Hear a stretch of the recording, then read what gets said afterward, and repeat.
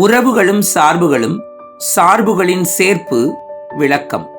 Relations and functions, composition of functions, explanation. மூன்று சார்புகளின் சேர்ப்பு, composition of 3 functions. A, B, C மற்றும் D ஆகியன 4 கணங்கள் என்க.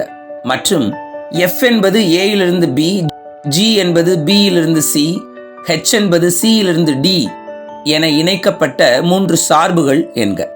சார்புகளின் சேர்ப்பு F காம்போசிட் G மற்றும் G காம்போசிட் H ஆகியவற்றை பயன்படுத்தி புதிய சார்புகள் F composite G composite H மற்றும் F composite G composite H ஆகியவை கிடைக்கும். மேலும் இந்த 2 புதிய சார்புகளும் சமமாகவே இருக்கும்.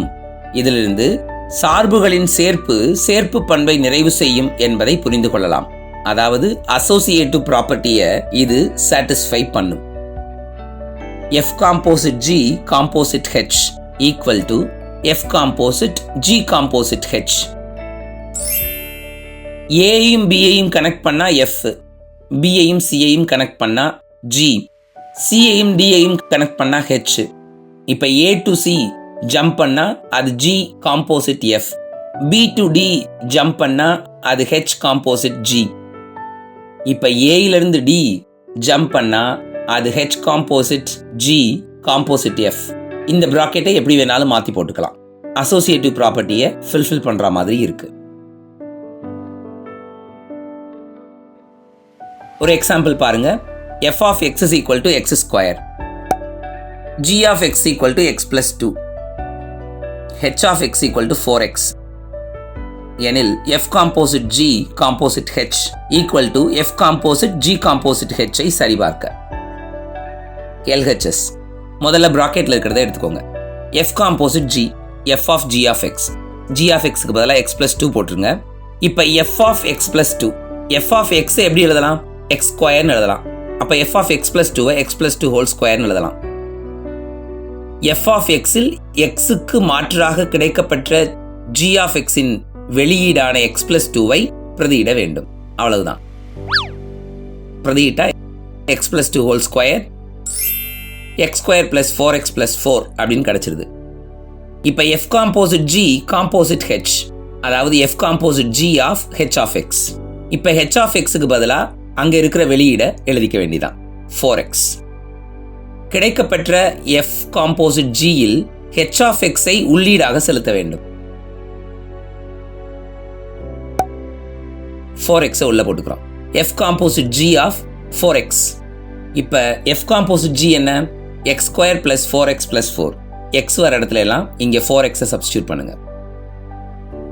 4x whole square plus 4 into 4x plus 4, 16x square plus 16x plus 4. இதுதான் முதல் சமன்பாடு. இரண்டாவது RHS G composite H, G of H of x.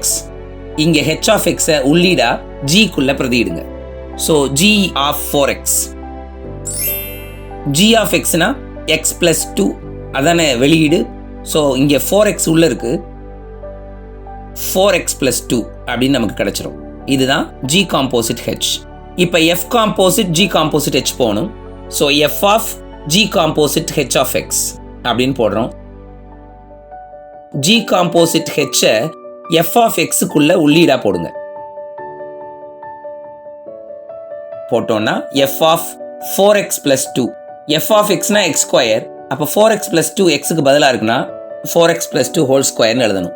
இதை ஓப்பன் பண்ணா 16x square plus 16x plus 4. இதுதான் இரண்டாவது சமன்பாடு. முதல் மற்றும் இரண்டாவது சமன்பாடுகளை ஒப்பிடுங்க. ரெண்டு ஈக்குவலா இருக்கா? ஈக்குவலா இருக்கு.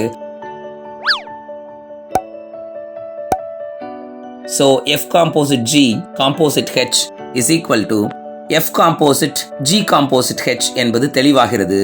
அதாவது மூன்று சார்புகளின் சேர்ப்பு பண்பை அசோசியேட்டிவ் ப்ராப்பர்ட்டியை பூர்த்தி செய்கிறது. புரிஞ்சுக்கிட்டீங்களா? அடுத்த வகுப்புல சந்திக்கலாம்.